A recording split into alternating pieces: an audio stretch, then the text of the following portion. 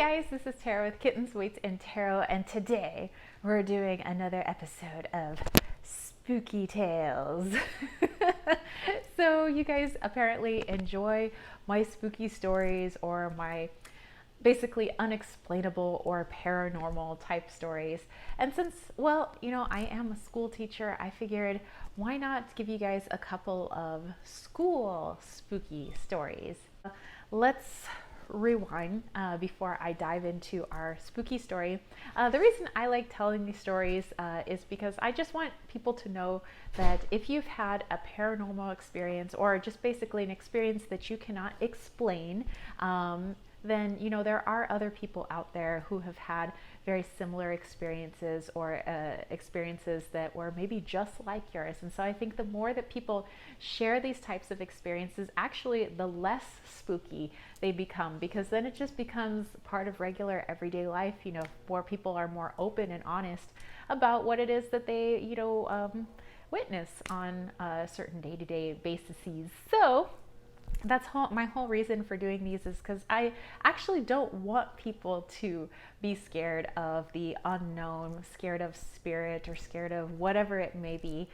For me, I am a medium. I connect people with spirit all the time, and for me, it's always been loving, healing messages. Of course, I know there are other energies out there that are low vibration and maybe disguise themselves sometimes as things that we might consider human type spirits, but those are not energies that I welcome in, and they are not energies I wish to deal with. And sometimes they do make themselves known, but I'm pretty good at kicking those energies to the curb.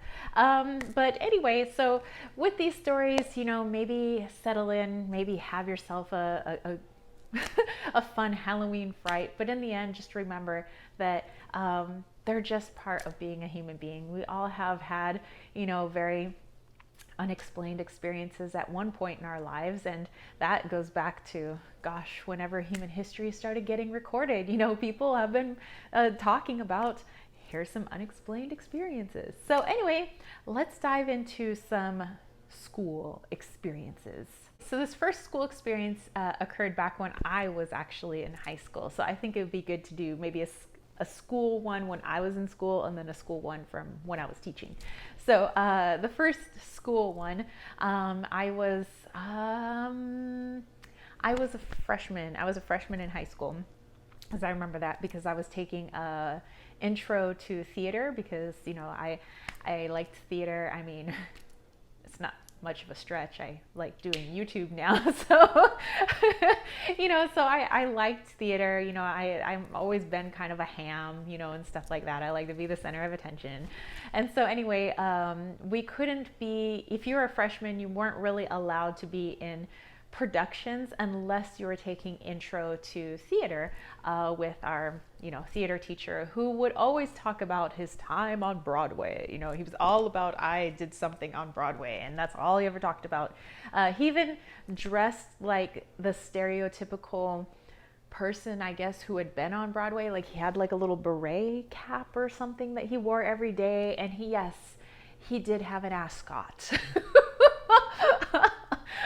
What year is this, you say? It was 1995, 96, and he's in a beret and an ascot, and he's always talking about his time on Broadway. So he thought he was just like, shit. And he let us know on a daily basis that he was basically, in our eyes, supposed to be God of theater. So, whatever. I made a lot of really good friends when I was in theater, and one of my really good friends that I made, her name was Anya.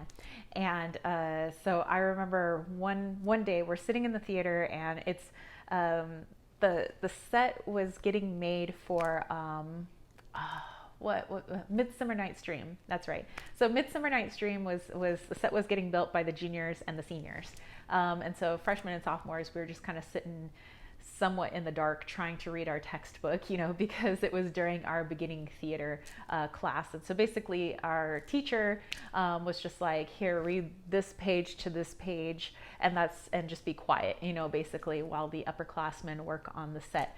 And then he would go upstairs into his office, because there was like an upstairs like mini office floor in the theater. And so I remember Anya and I were sitting there, and we got bored with whatever it is that we had to read, whatever the history of theater. And so we were looking on stage, and I remember my friend Anya was like, she goes, have you ever heard of like, people who can use like their brain to try to talk to other people and they can sometimes hear you? And I was like, yeah, I've heard about that before. Like, I don't know what that's called, but yeah. And we're like, let's see if we could do it. Like, this happens when you're like bored and you're like 14 or 15 years old. So my friend Anya and I, we're like sitting next to each other, and we're looking at one of the boys that's he's doing something with the set on stage, and we're looking, and she's like, let's say his name over and over and over again in our brains, and let's see if he can hear us after we say it in our brains. We're like, okay. So we're sitting there and like we're like we're like saying his name over and over in our brains, and we're sitting there, we're like, and after, I don't know, like 20 seconds or something, I remember he stopped what he was doing. He turned around, he said, does somebody say my name? And my friend Anya and I went, oh, it works. And so we tried doing it on other people, and it wasn't working. And then we said, well, maybe it's because like he was totally focused on just what it was that he was doing, and he wasn't distracted. We thought maybe that left his brain open so that he could hear us, I guess. We were like 14 or 15. And so we're like, okay, that was interesting. And of course, there was always stories that circulated that the theater was haunted and that there was a particular ghost in the theater. I mean, there was nothing really to like substantiate this story, because nobody ever died in the theater, and actually nobody ever died at our high school. So there was always stories of like, yeah, and then we heard somebody hung themselves, but actually nobody ever really did at our high school. It's just, high schoolers coming up with awful ways people like killed themselves or were murdered on our campus just so that we could, scare each other. And so I remember at one point, I was allowed to be like a little extra or something. Like I had a couple of like low-key parts in this play that we did called Bells Are Ringing. And I was super excited because I got to be in a school play, but you couldn't have a lead part because lead parts were only for seniors, according to our teacher. No matter how good you were, it's only for seniors. And so we would have rehearsals until 10 o'clock every night. And since it was a musical, we had to sing and sing and practice. And one of my roles in the play was I was the voice of the lead, because she couldn't sing and I can, and I couldn't be a lead because I was only a freshman. I had to be the person who sang behind the curtain, and she lip synced to my voice. And I was 14, so I was just happy to be there. Now when I think about it, that's a little jacked up. But anyway, so I'm putting in all this time, whatever. I'm super stoked, but I was also a track and field athlete, So I'm doing track at the same time that we're doing, because this was in the spring, and our play was in the spring as well. So right after track practice, I'd run up the stairs and go to the theater, and I would, rehearse until 10 o'clock at night, and then I'd come home and I would do my studies, because I was also an honor student. So I'd do all my studies, and then I'd finally go to bed, And well, I ended up doing something really good in track. I ended up making CIF, which is kind of like our championships, and I was super excited. Except during we had our week's worth of performances for our show. I would miss one of those shows because of my CIF. And so I thought I would let my teacher know that, hey, we had just did our opening show. And then after that opening night's when I found out I made CIF. So I let him know that I'd be missing the second to last performance due to CIF, but of course I'd be there for the other performances. And he said, if you can't make that one, then you're not doing the rest of them. He says, because you have to learn about commitments. And when you commit to me, he says, you are 100% with me. He says, or if you're with track, you're 100% with track, or whatever, he said, stupid sport that you do. And I was like, but I'm only missing one, and I'm not a lead part or anything. And he says, well, you don't get to do everything that you want to do. And I was like, and basically, I had like told the principal, I told my mom, he basically told the principal to go to hell. The principal was like scared of him. He told my mom to go to hell. And she was like, okay. And he like chased her out of his office. He was like, I was on Broadway, you didn't tell me what to do. So yeah, basically, so when he told me, he was like, so you need to make a choice. He says, is it going to be your stupid little track or theater where you could possibly become something? Because I was on Broadway. And I was like, psh, I'm doing track and that's it.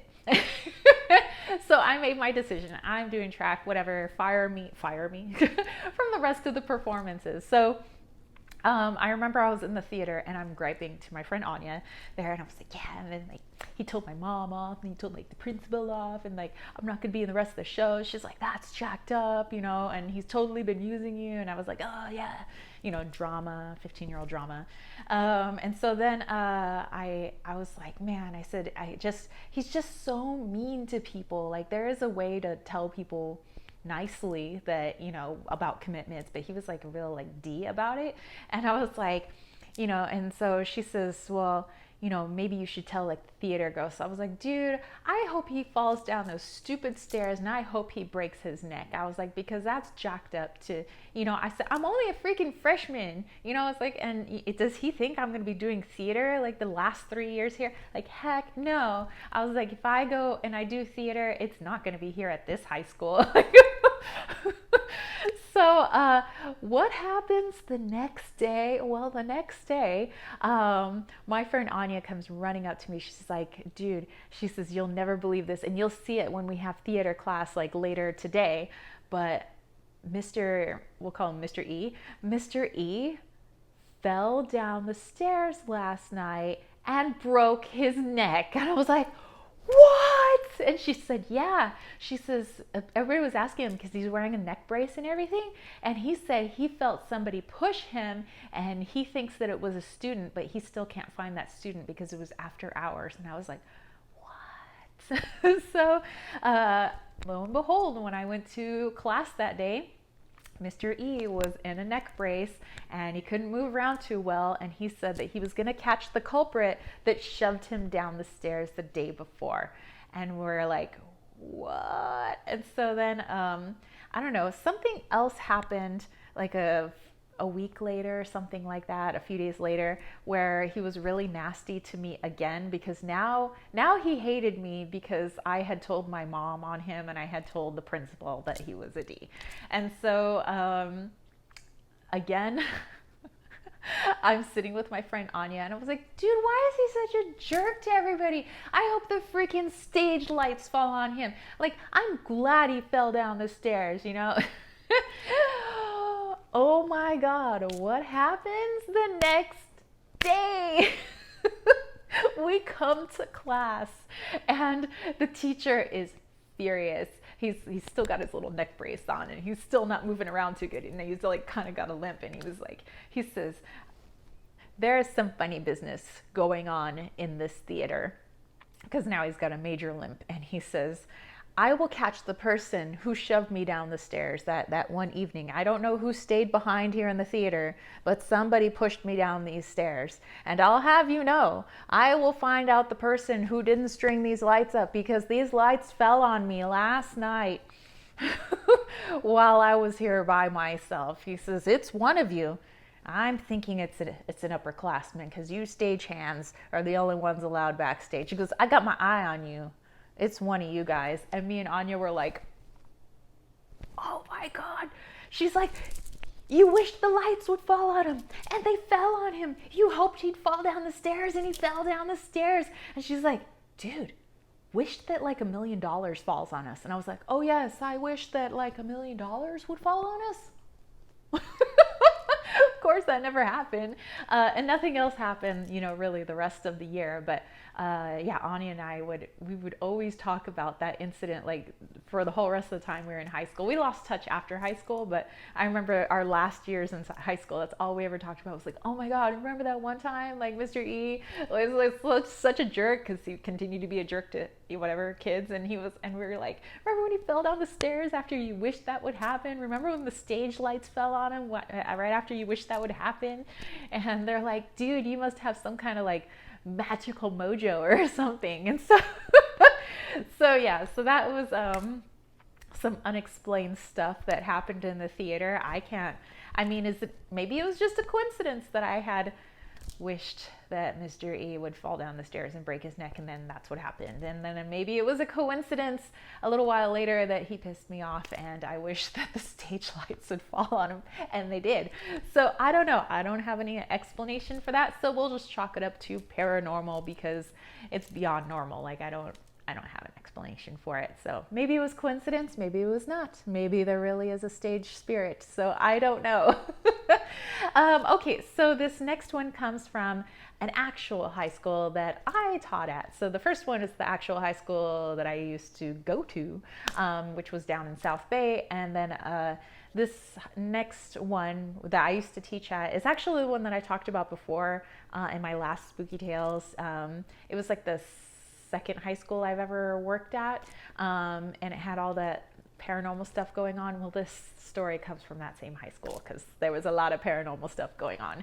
And so actually this was one where all of my students were kind of aware that something was going on. So this was when I was in a different classroom though. I was actually in one of those portables, which is like a temporary classroom until they can build more classrooms for teachers.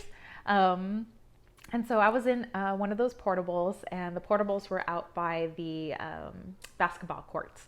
And my other story that took place in an actual one of the older buildings when I got moved into that. This was after the portables.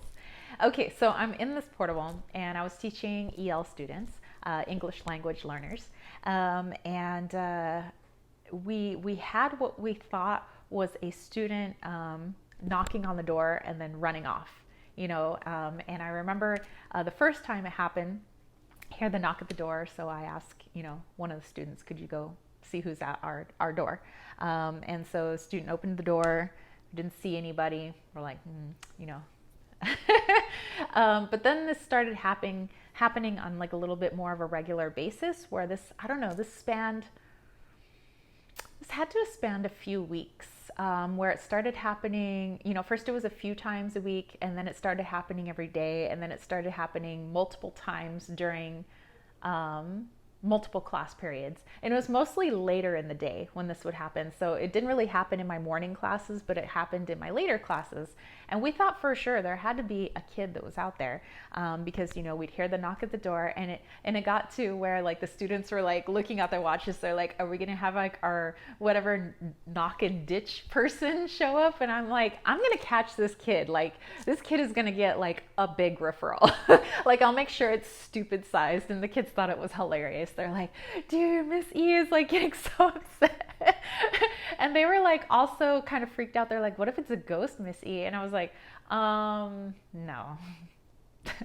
I was like, I'm pretty sure it's a student, because this is happening way too often during the same part of the day for it to be, this is not a coincidence, so they're like, oh, okay. So I remember finally, I decided I was going to start answering the door instead of the kid sitting closest to the door. And this is when it started happening multiple times during the same class period. I was like, I'm finally going to catch this guy. I'm going to catch this kid, and I'm going to rip him a new one for disrupting my class. And so, knocks on the door. I race over there. I throw open the door, and I look both directions, and I'm like, this kid must be really fast, because I don't know how anybody could run down the ramp, because we could hear the ramp, because it was like a ramp that led up to our door, because we're in a portable, and we could hear the person running down the ramp. And I'm like, but where did they run to? Because I would still be able to see them that they're running. So that I couldn't really explain, but I was just like, I was like, if I can hear them running down the ramp, I know it's a kid. We're going to catch them. And so finally my students had it, because they were actually getting really annoyed that this whatever person would knock, and then when we'd open the door, nobody would be there. And so finally one of my boy students, he moves his desk right next to the door. Like he's literally like he could just like reach the doorknob, and he's like, Missy, I got you. He's like, and they were like, we cannot wait until like our teacher catches this person, and like she is gonna be so angry at him. They're like, we can't wait to see what she does. And so so he's sitting there, and we could hear somebody coming up the ramp, and all the kids are like, "It's that kid," and I'm like, "We're gonna get him," and the kids are like, "Yeah," and so they're just like pretending like they're riding, and everybody's looking at the shadow underneath the door, and then you could see the shadow of the feet, underneath the door where the light comes in, and they're like, "He's right there," and I'm like, and then my student, he's got his hand on the doorknob, to our door, because his desk is right there, and he's like, "I got you," and then we hear knock, knock, knock, and my student rips open the door like the person hadn't finished knocking, and we could still see the feet under the door. And my student just cranks open the door, and my student jumps out of his desk. I run over there, and there's nobody, and some of the other kids ran behind me because they all wanted to see who this was, and there was nobody there. And then all of a sudden, it was like 1 Mississippi, 2 Mississippi, 3 Mississippi, and then everybody just kind of was like, "Whoa." And everybody got like really serious, and my students were like, "Miss E, nobody can run that fast." They're like, "That person hadn't finished knocking when this other kid, opened the door. Like, how is that possible? He was there. We didn't even hear the footsteps going down the ramp. We didn't even hear the person running on the blacktop by the basketball courts." And I was like, I don't have any explanation for that, because that is impossible. That is impossible. There's no way that somebody was knocking on a door, and as the door opens, that they just poof, disappear. And so then they went back to their desks. The kid fought. He was like, "I don't want to sit by the door anymore." And he moves back, and all the kids are like, all of a sudden, they're just sitting there, and we're all just looking at each other, like trying to, like, our wheels are spinning, and the kids are like, "Miss E, is like our school haunted?" And I was like, "Well, I don't think so. I mean, of course there's always stories, but I'm not sure." And they're like, "Oh." And the other kids are like, "Dude, that had to be a ghost, like, for real." And some of the kids are like, "Wow, ghosts are real.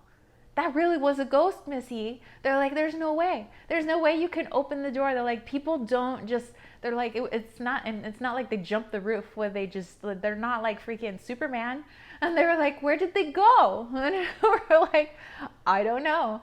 And then after that, we didn't hear any knocking after that. So yeah, but our school always had some weird occurrences like that. And actually, in that same portable, it wasn't just the knocking on the door, but sometimes we'd hear somebody knocking from underneath the portable, which I guess if a kid really was like whatever, going like army style underneath the portable, you could fit a person under the portable. But why would a person crawl to and we would probably hear them crawling under there at some point. Cause sometimes, we would hear like neighborhood cats and stuff, they would go under there. Sometimes bunny rabbits would be under there, and you can kind of hear it, cause sometimes you hear like the cat fights and stuff like that happening right underneath our classroom floor. But every once in a while you'd hear like the knocking, or sometimes the kids would hear like a hello, like very faintly in the classroom, or it sounded like it came from the floorboards. So I don't know. I have a lot of stories from that high school, actually. And there was like one other, because I taught at a few different high schools, and there was another one that had a story that actually is steeped in truth, because there are newspapers that can back it up, and teachers, from a certain incident that happened at the school. So anyway, I will leave you guys with those stories for now. Like I said, are they paranormal? Well, they're unexplained. Could they have been spirit? Possibly. But it's good to share these stories just to let you know that you are not alone if you experience something out of the ordinary or unexplainable. So anyway, that's it for me, spiritual homies. I hope you dug this. If you did, don't forget to give it a thumbs up. Don't forget to click subscribe, and don't forget to click that ding ding ding notification bell for more videos just like this. And let me know if you want to hear more spooky tales. All right, so leave that in the comment section down below, or also let me know some of your spooky tales. I love reading your spooky tales, so put those down below as well. And if you want to catch a reading from me, I also have mediumship readings, but head over to my website, www.kittenswaitsandtarot.com. I have a lot of different readings, and I also have my bracelets that I make, my room and body sprays, my salves, my travel witch altar pendants, and my ancestral altar pendants, my rainbow bridge pendants to honor your furry, feathery, scaly loved ones.